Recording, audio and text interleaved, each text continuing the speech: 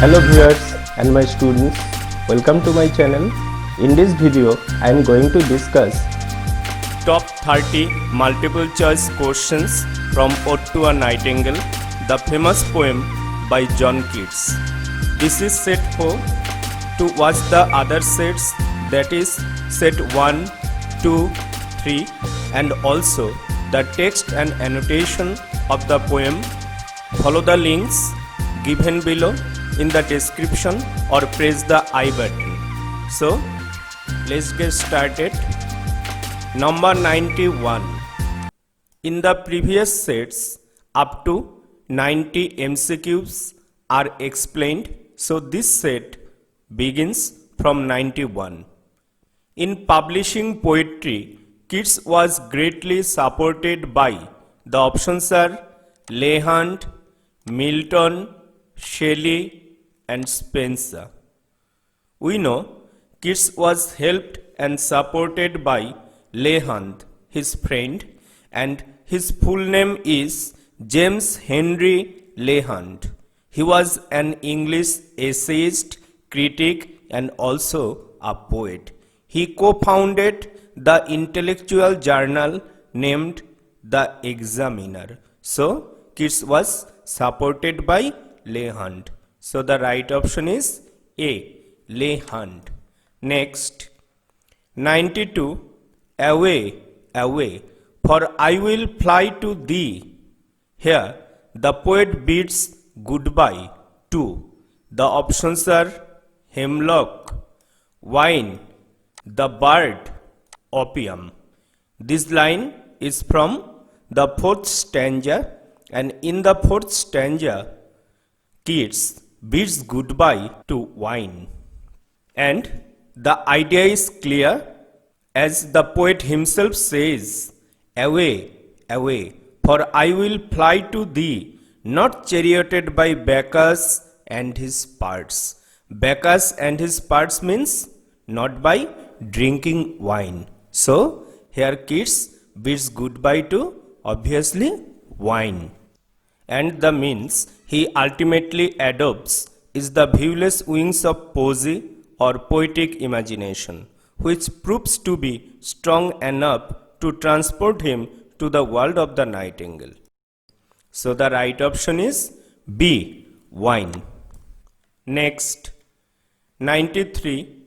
Keats presents a romantic picture of Ruth standing in a, the options are forest, valley, cornfield, park. Keats speaks of Ruth in the 7th stanza, and there he paints a romantic picture of Ruth standing in a cornfield. So the right option is C, cornfield. Ruth, we know that Ruth is the main character of the book of Ruth in the Old Testament of the Bible. So by referring Ruth, Keats alludes the Bible. Next, 94.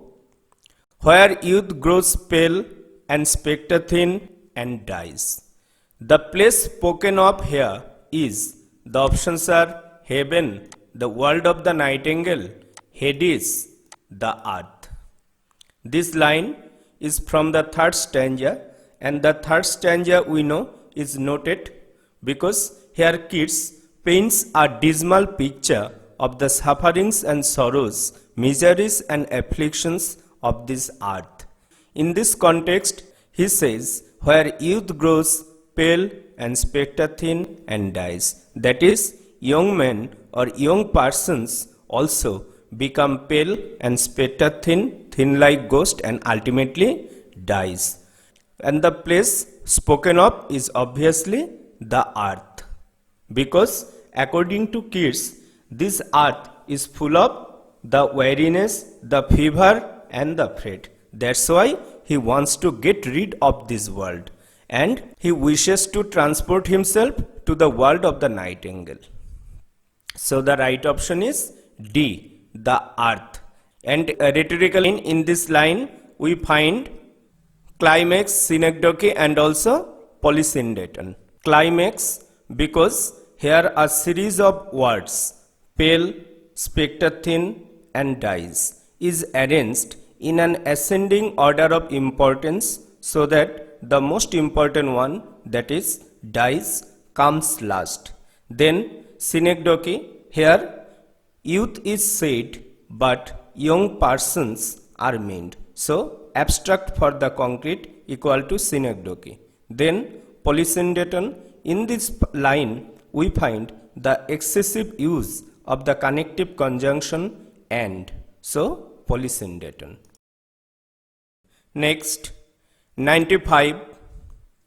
Tom Keats or Thomas Keats died of.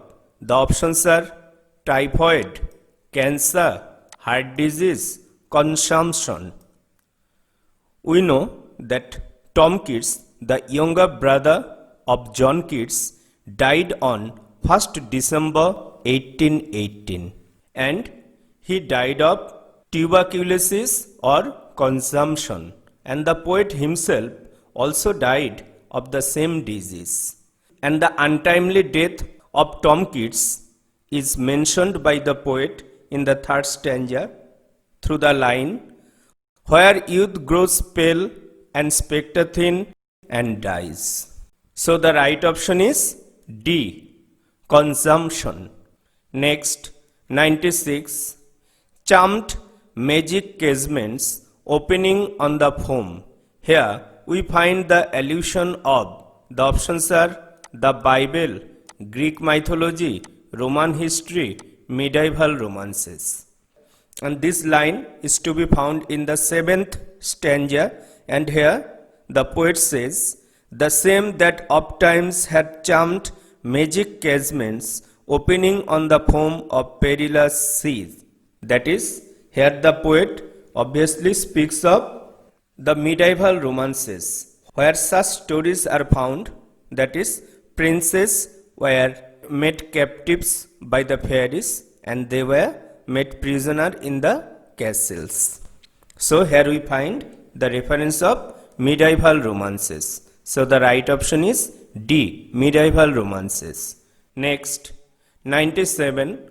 Of beechen green and shadows numberless. This line is an example of. The options are sensuousness, allusion, symbol, pun. And the term beechen green means the green color due to the beech trees. So here we find obviously sensuousness. Beechen green color is mentioned here. So the right option is A, sensuousness. Next, 98. At Hampstead, Keats stayed with. The options are Leigh Hunt, Charles Browne, Shelley, Tom. We know that after the death of his younger brother Tom Keats, John Keats went to Hampstead and he stayed there with his friend Charles Browne. And while staying there, he heard the song of a nightingale in a spring, and this very song inspired him to compose this poem, that is Ode to a Nightingale. So at Hampstead, Keats stayed with his friend Charles Browne. So the right option is B, Charles Browne. Next, 99. For I will fly to thee. Here the term thee means. The options are wine, the god of wine, the bird, the goddess of poetry. This line is from the 4th stanza and the full line is, away, away, for I will fly to thee, not charioted by Bacchus and his parts. So here the term thee means obviously the bird nightingale, because Keats wants to transport himself to the world of the nightingale or to the bird in order to get rid of this earth, that is the world of the weariness, the fever and the fret, that is sufferings and sorrows, miseries and affliction of this earth. So the right option is C, the bird, that is the nightingale. Next, 100. The flower Keats does not mention in the poem is. The options are violet, Max rose, hawthorn, lotus. We know that fifth stanza is noted for sensuous description, and in the fifth stanza, Keats mentions various kinds of flowers like hawthorn, pastoral eglantine, fast fading violets, and then musk rose. So, we find the flowers violet, musk rose, and hawthorn. But lotus is not mentioned by Keats. So, the right option is D, lotus, because Keats doesn't mention the flower lotus. Next, 101. Keats went to Italy under the care of. The options are Joseph Severn, Charles Brown, Leigh Hunt, Shelley. We know that in 1820, Keats went to Italy at the suggestion of his doctor because he was suffering from tuberculosis, and doctor warned him that another winter would be fatal for him. That's why he went to Italy under the care of his friend Joseph Severn. So the right option is A, Joseph Severn. Next, 102. Not charioted by Bacchus. Bacchus is the god of. The options are wine, love, marriage, war.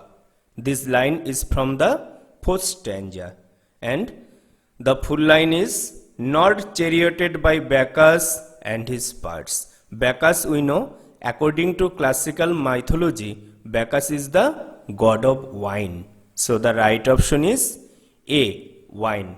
And in this line, Keats alludes classical mythology. So the right option is A, wine. Next, 103. Or new love, pine at them beyond tomorrow. Here, Keats means to say that love affair is. The options are transient, permanent, false, real. This line is from the third stanza, and in the third stanza, Keats presents a dismal picture of this earth, that is the sufferings and sorrows of this earth in general. And here he says that in this earth everything is transitory or evanescent, and he says that even new love pine at them beyond tomorrow. That is, even love affair on this earth is transitory, and it does not last more than 1 or 2 days. So the right option is obviously transient, A. And rhetorically, this line is also an example of synecdoche, because here new love stands for young lovers. So abstract for the concrete, equal to synecdoche. Next, 104. In Titian's painting, Bacchus is represented as drawn by. The options are tigers, leopards, horses, lions.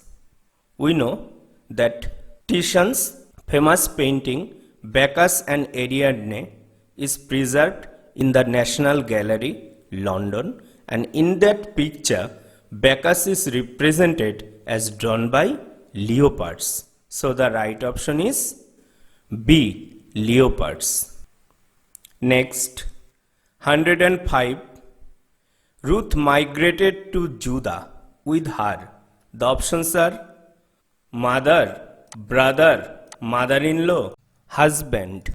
Ruth, we know, Ruth is a biblical character mentioned in the book of Ruth of the Old Testament, and Ruth married a Jew in Moab, and after the death of her husband, she migrated with her mother-in-law Naomi to Judah in Palestine.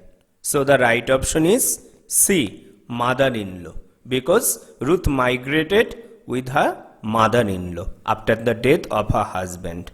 And here we find biblical allusion, because Ruth is a biblical character, or the principal character of the book of Ruth of the Old Testament. So the right option is C. Next, 106. Keats composed most of his poems in. The options are 1817, 1818, 1820, 1890. We know that the year 1819 is very important in the life of Keats because he was able to complete most of his important works in this year.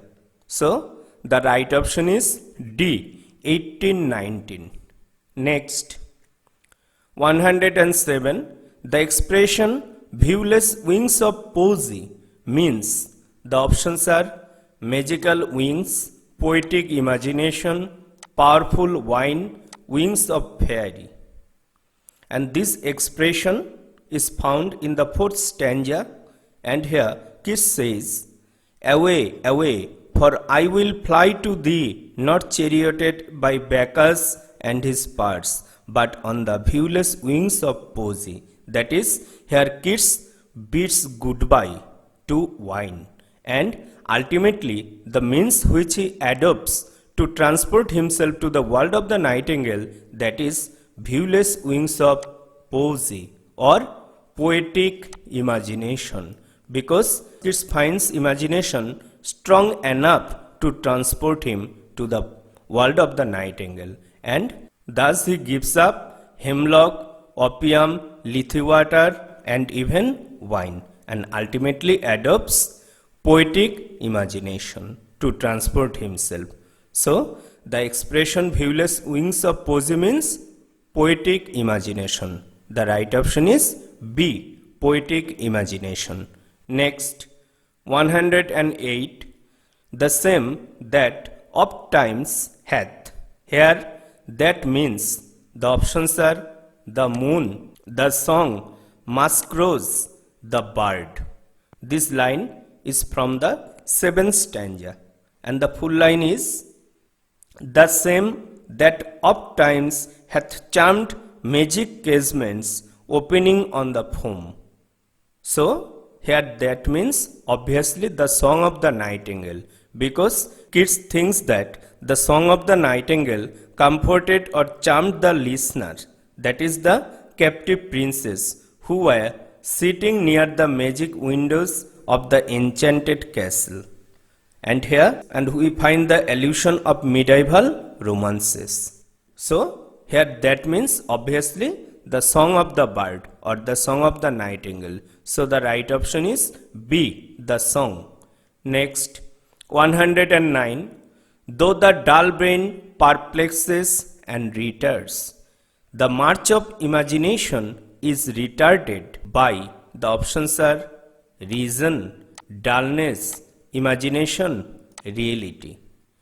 This line is from the 4th stanza, and in the 4th stanza, Keats ultimately finds out the medium or means of transport, that is, viewless wings of poesy or poetic imagination, and imagination is able to transport him, but his reason or intellect retards him. That is, the pure intellect or reason hinders the free march of imagination. So, the march of imagination is retarded by, obviously, reason or intellect. So, the right option is A, reason. Next, 110. Here lies one whose name was written in water. Keats came across this line in a or an. The options are essay, play, novel, poem. Actually, this is the epitaph of John Keats, and this line was written on the tombstone of John Keats, and this line was suggested by the poet by John Keats himself, and he came across this line in the play named Philoster, written by Beaumont and Fletcher. So, he came across this line in a play. So, the right option is B, play, because Keats came across this line in the play Philoster, written by Beaumont and Fletcher. Next, 111. The Queen Moon, according to Keats, is surrounded by. The options are clouds, leaves, stars, angels.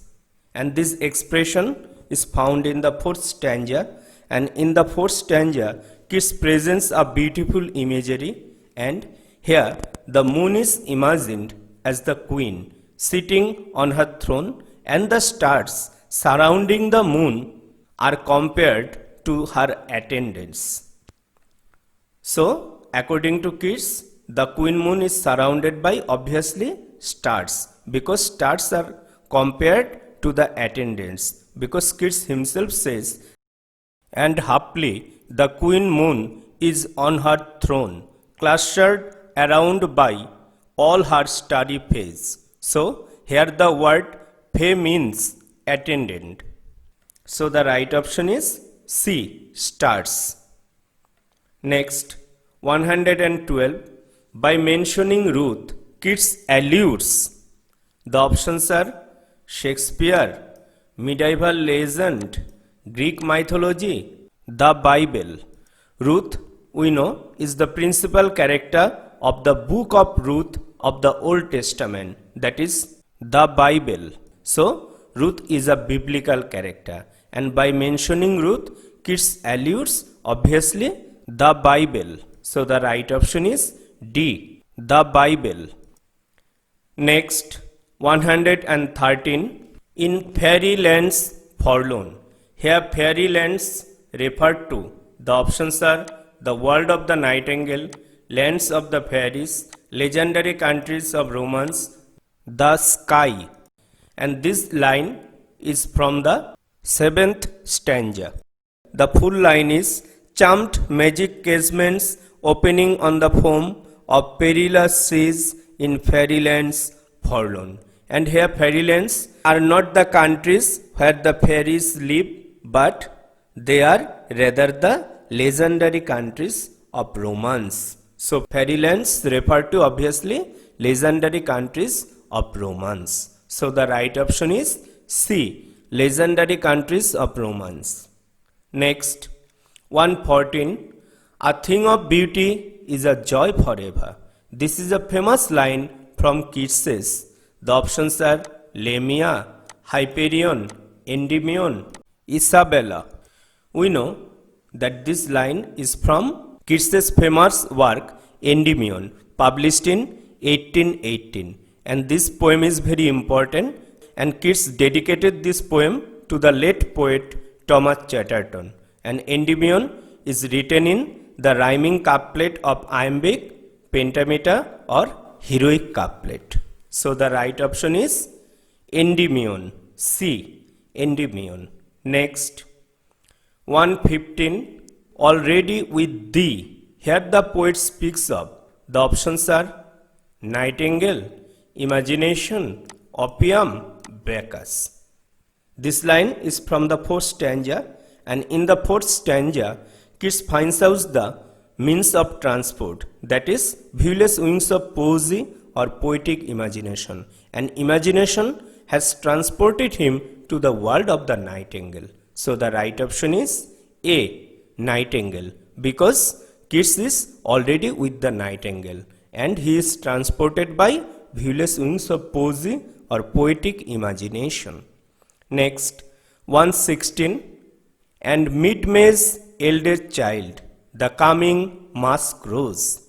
Rhetorically, this is an example of. The options are climax, personification, ascendaton, litotes. Climax, we know, in a climax, a series of words or ideas is arranged in an ascending order of importance so that the most important one comes last. For example, I came, I saw, I conquered. Then personification, nature, inanimate object or any abstraction is attributed with the attribution of living beings. For example, opportunity knocks at the door. Then ascendaton, in an ascendaton, the words and phrases are used without connective conjunctions. Next, litotes. In a litotes, a strong affirmation is made by denying the contrary. For example, the man is no fool. That is, the man is intelligent. And this line, and mid-May's eldest child the coming mask grows. This is obviously an example of personification, because here coming mask grows or mask grows is a flower and it is personified by the term eldest child, and this flower is imagined as the eldest child of mid-May. Actually, this flower blossoms in the middle of May, and coming means about to bloom. So, this is an example of personification. Next, 117, where youth grows pale and spectre thin and dies. Here kids remembers the death of his. The options are father, mother, brother, friend. This line is from the third stanza, and in the third stanza, kids presents the sufferings and miseries, sorrows and afflictions of this earth, and he says that everything on this earth is subject to decay and death, and in this context he mentions this line, and here youth means obviously young man, and through this line he remembers the untimely death of his younger brother named Tom Keats, because Tom Keats died at an early age in the year 1818. So, in this line, Keats remembers the death of his younger brother Tom Keats. So, the right option is C, brother. Again, rhetorically, in this line we find climax, synecdoche and polysyndeton. Synecdoche, here youth stands for young man, so abstract for concrete. Then climax, here a series of words is arranged in an ascending order of importance. Pale, spectre thin and dies. So, these words are arranged in an ascending order of importance. Again, here we find excessive use of and connective conjunction. So, polysyndeton. So, rhetorically, here we find synecdoche, polysyndeton and climax. Next, 118, light-winged dryad of the trees. In this line, we find dash allusion. The options are biblical, historical, scientific, classical. Light-winged dryad. Dryad we know, according to classical mythology, dryad is a wood nymph or nymph of the trees. So, here we find obviously classical allusion. So, the right option is D, classical, because according to classical mythology, dryad is a wood nymph or nymph of the trees. Next, 119, the name of Titian's famous painting which is preserved in the National Gallery, London is, the options are Bacchus and his parts, Bacchus and Leopards, Venus and Bacchus, Bacchus and Ariadne.